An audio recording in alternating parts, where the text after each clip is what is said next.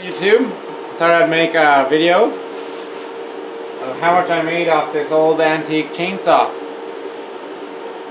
A couple of years ago, I had an ad on Kijiji, that's basically Canada's Craigslist, looking for old or broken chainsaws. And my plan was I'd buy some broken chainsaws and I'd fix them up myself.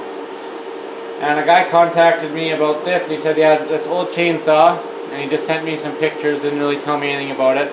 He said he just wants $5 for it. And I was like, sure. So I met him in Saskatoon. We were going to the city. He lived in Saskatoon, and I met him at Princess Auto. And I bought this off him for $5. It turns over and everything. I haven't touched it. And I didn't know what I was ever going to do with it. Like, my interest was more of a newer chainsaw of repairing, right? And I was actually repairing them for myself, not even to sell them. I wanted a couple more chainsaws. But so I bought this off him for $5, and it's just sat here in my shed ever since. And so I got to thinking, like, this winter I'm trying to declutter and get rid of a lot of stuff. So I joined a Pioneer Chainsaw Facebook group. And I posted a couple pictures of this chainsaw on there and asked them how much it was worth. And everyone told me $50. And so I was like, oh, that's not that much. But I'm still way ahead, right? I only paid $5 for it. So I knew a guy from my hometown here, and he had an ad on Facebook looking for old antique chainsaws. And so I offered to sell him this for $30. So I was still on that Facebook group, and my post was still active, like this was all the same day.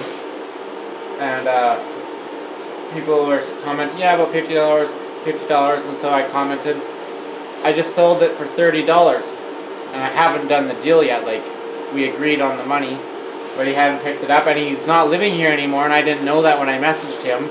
He's living in Hudson Bay, which is like 3 hours away from here, so it's not really convenient to do a deal with him. So if I'm going to ship it or whatever, I might as well sell it to someone else for more money. And the guy said, oh, I'll get someone to pick it up, But anyways, I posted on the Facebook group, oh, I just sold it for $30. Well, as soon as I did that, everyone's, oh, I would have offered you $150. Oh, I would have made you a good offer. I'm right by you in Manitoba. And so right now, I have a deal for $150. This is sold to in Alberta. So I bought this for $5. It's a Pioneer 600. The people on that site said this chainsaw was made in 1957 to 1958. So it's one of those years. That's how old this guy is. And so yeah, it's being sold for $150 plus they're paying for the shipping. And I'm quite happy with that deal. Made $145 off it. It seems to be 100% complete here. It turns over, but I've never really tried to start it, just made sure that it turned over. So they will have a project on their hands. So I thought I would share how much an antique chainsaw you can get for them, because everyone told me $50. But as soon as I told them how much I sold it for, people, were willing to pay much more, you know, like, oh, $50. But as soon as you say how much you sold it for, things sure changed on there, so I thought that was quite funny. So yeah, I hope you guys enjoyed this video. If you guys are into antique chainsaws, these Pioneers are made in Canada, and they're actually, a lot of people actually collect them. I found online. I was surprised. The guy who was going to buy it from me in town here, he has probably a dozen of them. So I just thought I'd share that with you guys.